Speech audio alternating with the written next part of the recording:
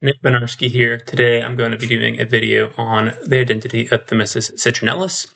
So I'm going to be using a bunch of publicly accessible images and open access journals and such. This is fair use from my study on this, but I don't own the copyright on the photos that I'm going to be showing you. So there is this issue in identification of Thomisus, a type of crab spider that looks like this. Thomisus citrinellus was described from Israel, and I think it is a Mediterranean species that may have a distribution over here in West Africa and may also be over here, although over in this region of the world, there are a couple other species that look just like it, and so you really need to dissect them to tell them apart. But you'll see there's also this huge cluster down over here. And if we look, say, in Israel near the type locality of the species, it's a very distinct species. It has, let's show, typically white or yellow. It's got brown or reddish brown markings of various kinds. It's got pointy ocular tubercles, and it's got a row of setae on the anterior femora that have brown or black dots at the base. We can see an example here of a specimen matching that description with a photo of its epigena. Which allows for confident ID on these spiders. Now, if we go back to iNaturalist and look in South Africa, what do the Thomisus citrinellus look like? They are all pink. They look something like this right here.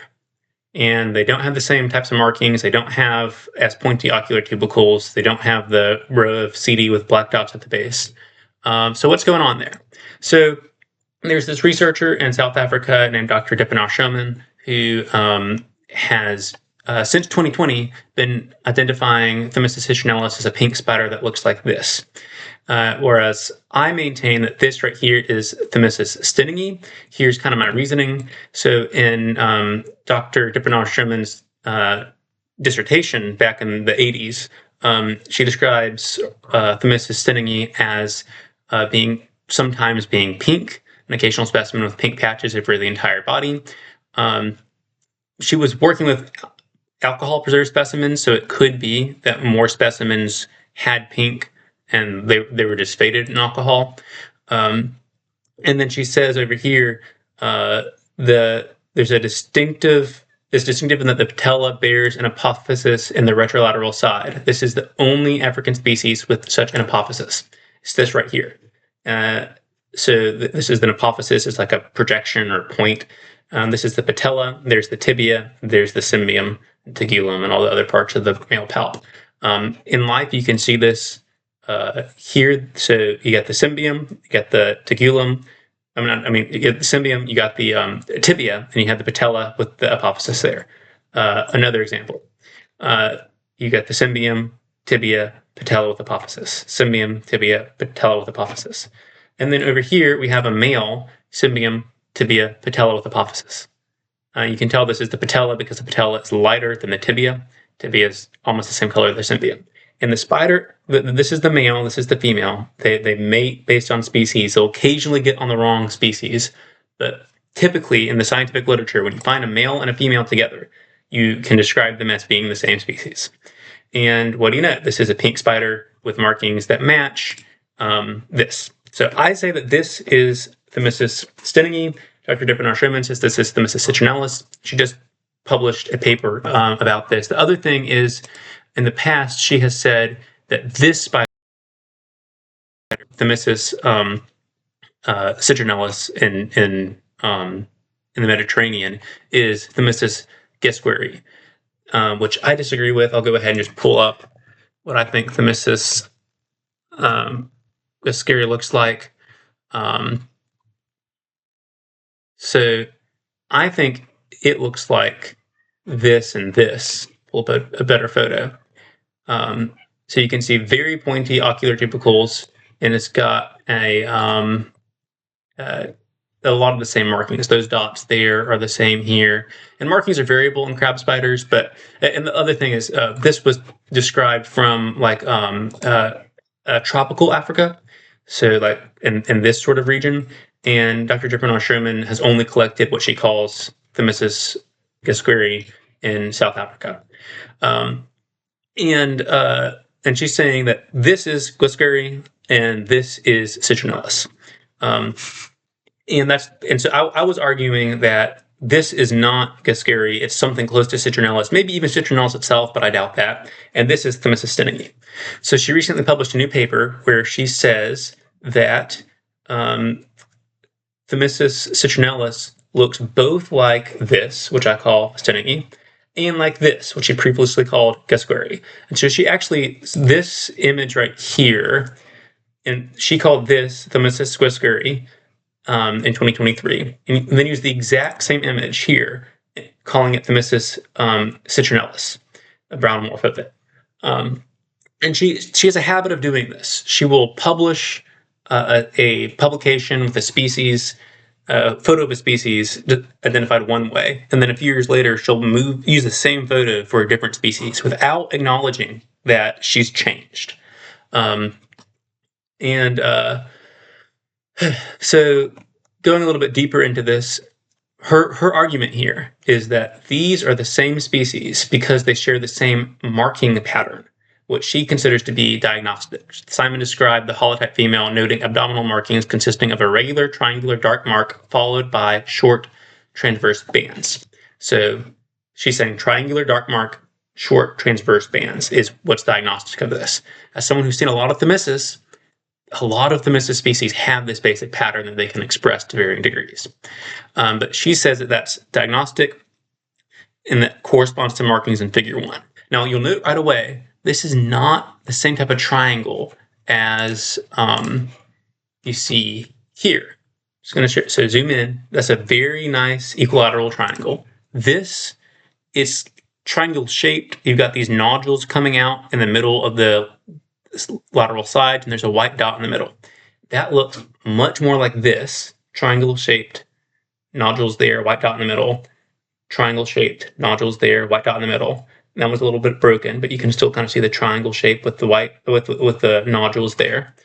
And it does not match any of these. None of these have triangles, like an arrow shape with nodules coming out of the sides and a white dot in the middle. That one's a white dot in the middle, no nodules coming out of the side. So the pattern doesn't make sense, even if this was unique, which it's not, by the way. Thomisus unidentatus.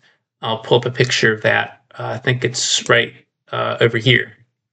So this is Thomisus unidentatus from, I believe, the island of Reunion, where it is the only species present there as confirmed by local experts. You can see it's got this V-shaped mark, these lateral nodules, and this little white spot in the middle.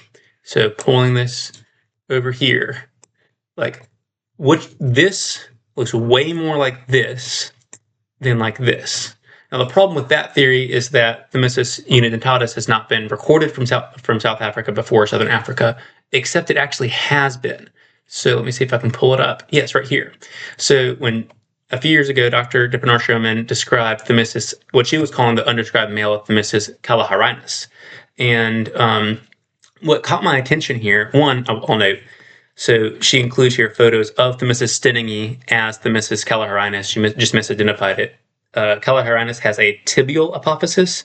This right here, so you got the cymbium, the tibia, and the patella. There's that patella apophysis. That's Thomisus stinningi. But here, that is what she was calling Thomisus caliharinus. It's got this tegular apophysis going down. It's got this RTA going up, and it's got this tibial apophysis down here.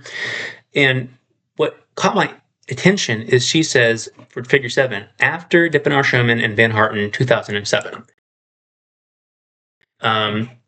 it does not have, where is it? This one. So it does not describe the male of Thomisus caliharinus. It describes the male of Thomisus unidentatus. And you see here, it's got the tegular apophysis going down, the RTA going up. It's got a VTA here. The embolus ends about there. And then it's got this part of the tibial apophysis down here. That's this. So this right here, this specimen, is Thomisus unidentatus. Here's another example. So let me pull up this again. So this is the male of Thomisus unidentatus. And if we look here, there's a photo. of the male of Thomisus unidentatus from an island that only has this species and has been confirmed to this species. And when we compare Thomisus callahieranus to this, what do we see? Let's come down here to this one.